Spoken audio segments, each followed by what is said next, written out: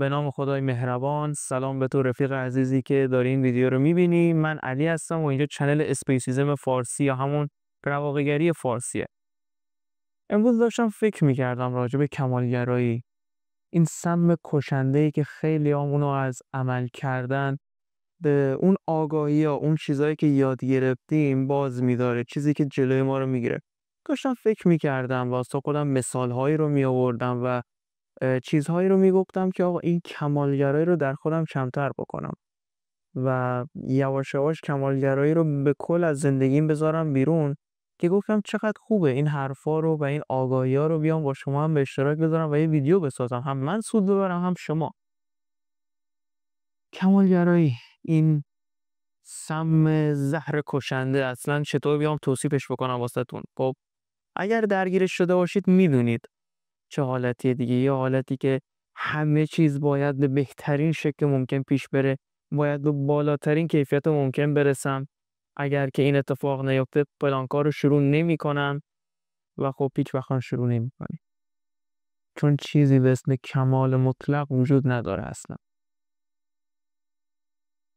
ببینید دوستان، خیلی طبیعیه تو دنیای امروزه، مخصوصا وقتی که آدم شبکه‌های اجتماعی رو دنبال میکنه، ناخودآگاه خودش رو مقایسه میکنه با این و اون، یک کمالگرایی درش به وجود بیاد. برای مثال شما میخواید محتوا تولید بکنید، میخواید فوتبالیست بشید یا هر چیزی.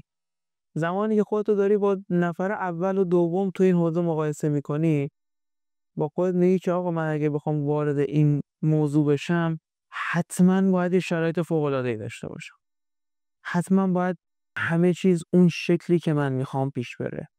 تا اون شرایط نشه من نمیتونم شروع کنم. این جایگاهی که الان هستم واسه شروع مناسب نیست. و خب یه خبر بد اینه که هیچ وقت اون شرایط نمیاد. حتما اینم تجربهش کردی. چرا به نظرتون؟ دلیلش اینه: انسان موجودی نیست که به کمال برسه. کمال فقط و فقط متعلق به خدای یکتاست. مهم نیست تویی که داری این ویدیو رو میبینی به خدا اعتقاد داری یا نداری، ولی راجع به کانسپت خدا ما داریم صحبت میکنیم. کمال برای خداست. خب و بهترین تو ذهن هر انسانی فرق داره و این خیلی خنده داره. خب نباید همچین چیزی باشه و هیچ وقت ما به اون بهترین نمیرسیم مگر از شرایطی که الان درش هستیم حرکت بکنیم. و تا وقتی اینو درک نکنیم، اینو باور نکنیم، اینو تکرارش نکنیم، تو شرایطی که الان هستیم میمونیم. ما انسان ها موجوداتی هستیم که به سمت کمال پیش میریم اما به کمال نمیرسیم. بهتر بگم موجوداتی بهبودگرا هستیم. هدف ما در زندگی باید بهبود باشه، یک قدم نسبت به دیروز خودمون و نه بقیه. زمانی که ما خودمون رو مقایسه میکنیم، یک بوتی تو ذهنمون ساختیم، یک الگویی داریم که خیلی غیر واقعیه و از جایگاه الانمون فراتره و میگیم حتما من باید به اونجا برسم، حتما اون شرایط پیش بیاد تا حرکت بکنم. هرگز حرکت صورت نمیگیره. و همین شکلی آرزوها، عادتها و هر چیزی که میخواستید در خودتون ایجاد کنید باد فنا میره. تعارف که نداریم. اگر تجربه کمالگرایی رو داشته باشید تا الان همین بوده. از خودتون بپرسید چند وقت میخواستی یوتیوب رو شروع کنی شروع نکردی؟ چند وقت میخواستی بری باشگاه نرفتی؟ چقدر کاستی مهارت یاد بگیری و یاد نگرفتی؟ آیا اگر 1 سال پیش، 2 سال پیش، 3 سال پیش یا اصلا 1 ماه پیش شروع کرده بودی، الان تو کلی تفاوت نمیکرد؟ خیلی نکته مهمیه.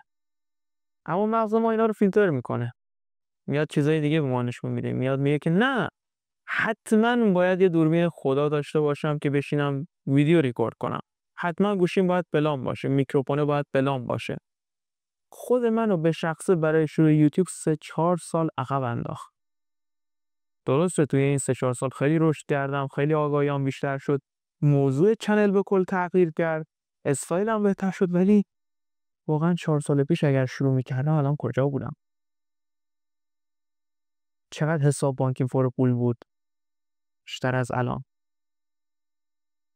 و میخوام امروز با شما تجربیات و تحقیقاتی رو به اشتراک بذارم که شروع بکنید کمالگرایی رو ذره ذره از زندگیتون بندازید بیرون.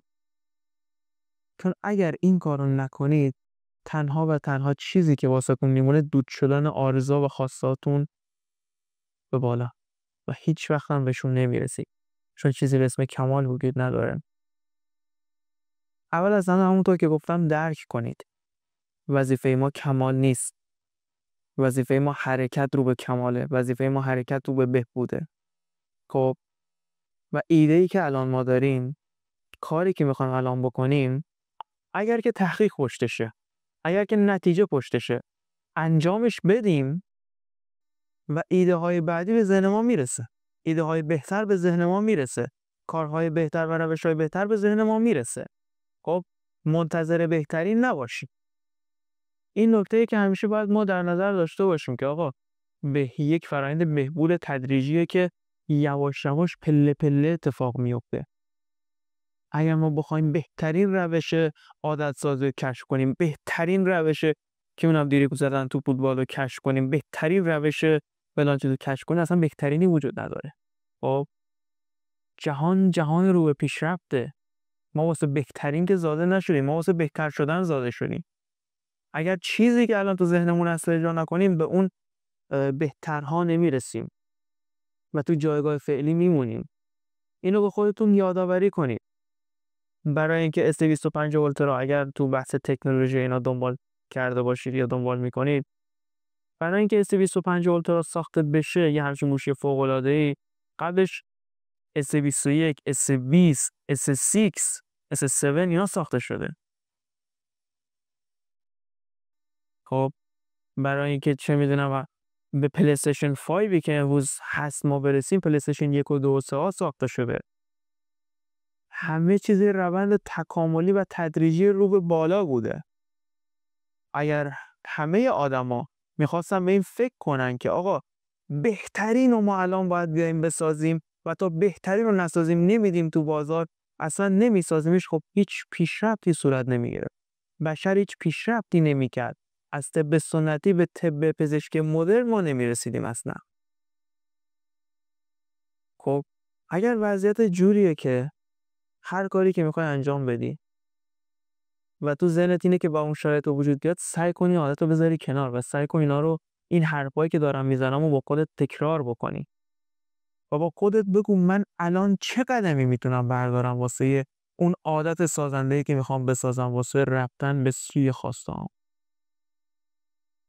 با خودت بگو چه چیزی میتونه الان به من کمک کنه، چه چیزی منو میتونه یه قدم بهتر بکنه. نه اینکه چه شرایط خفنی به وجود بیاد تازه من شروع کنم بلند شدن و بگم یا علی ما هم اینجا هستیم. نه، همچین چیزی مسخره است، همچین چیزی توهمه، هرگز به وجود نمیاد. خب چه همونطور که گفتیم بهبود بیشتر خب با حرکت کردن به وجود میاد. این دکور منه، حالا تو چه تاریخی ویدیو رو میبینید نمیدونم، ولی اگر دکور بهتری میخوام باید ادامه بدم، یواش یواش این دکور رو پیشرفته تر کنم، بهتر کنم، زیباتر کنم. اگر با این دکور شروع نمی‌کردم هیچ وقت دیگه هم شروع نمی‌کردم و در راه رسیدن به اون دکور خفن ترم نمی بودم.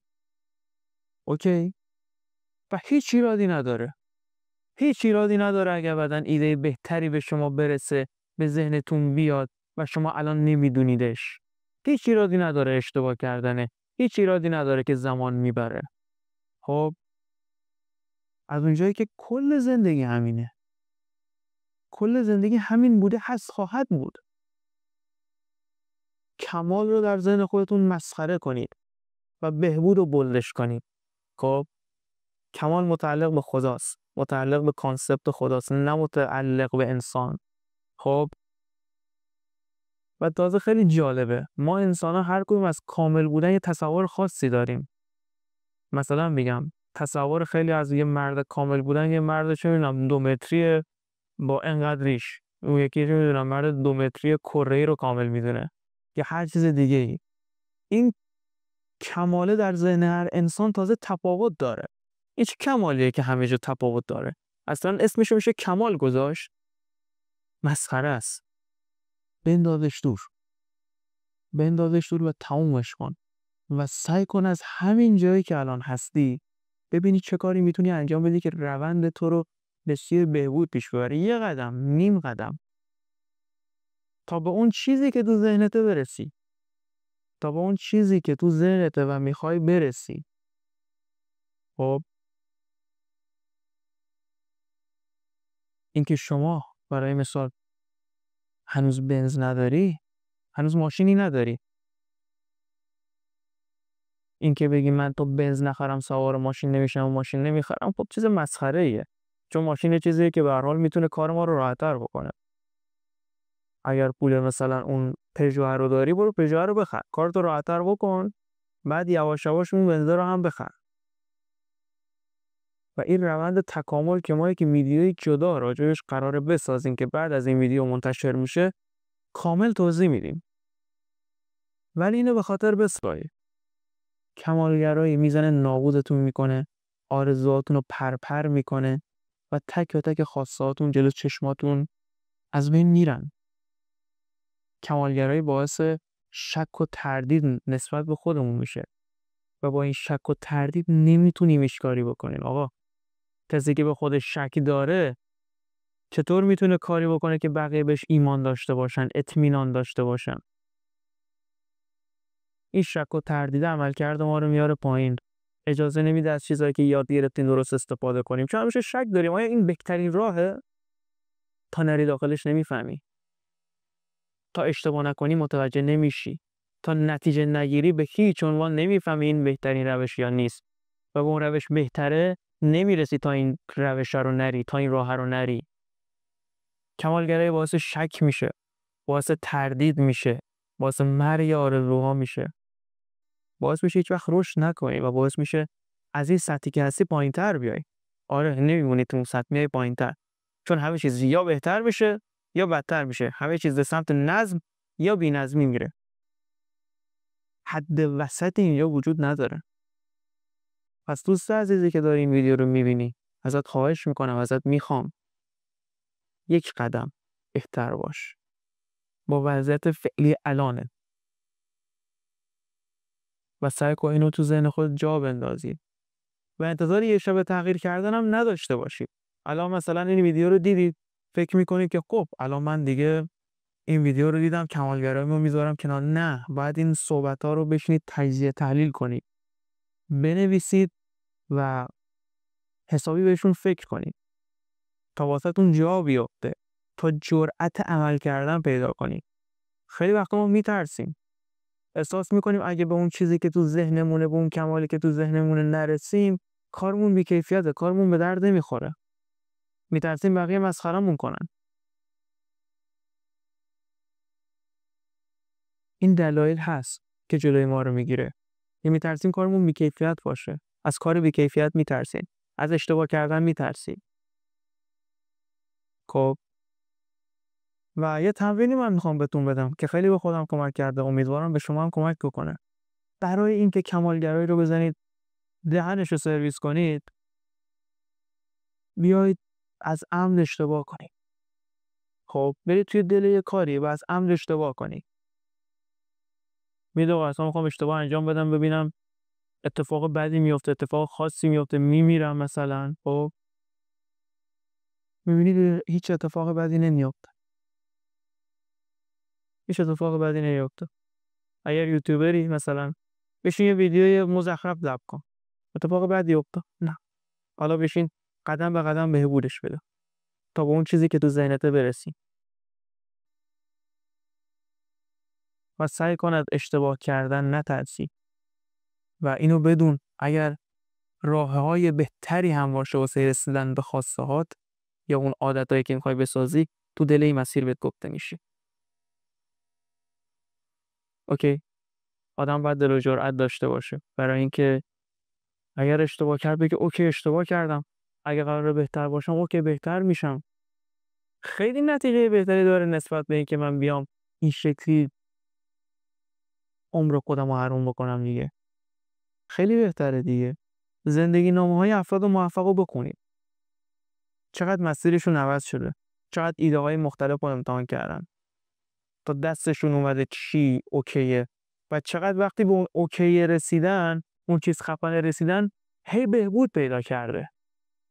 اگر اونا میخواستن مثل من و شما فکر بکنن، هیچ وقت به این جایی که میرسیدن نمیرسیدن. امیدوارم که این ویدیو به دردتون خورده باشه. در آینده هم به احتمال زیاد دوباره ویدیو راجع به کمالگرایی میسازیم. در پناه حق شاد، خوش، خرم و سعادتمند زندگی کنید و اگر نظر چیزی دارید واسم کامنت کنید، حتما میخونم همشو. تا ویدیوی بعدی، فعلا خدا نگهدار.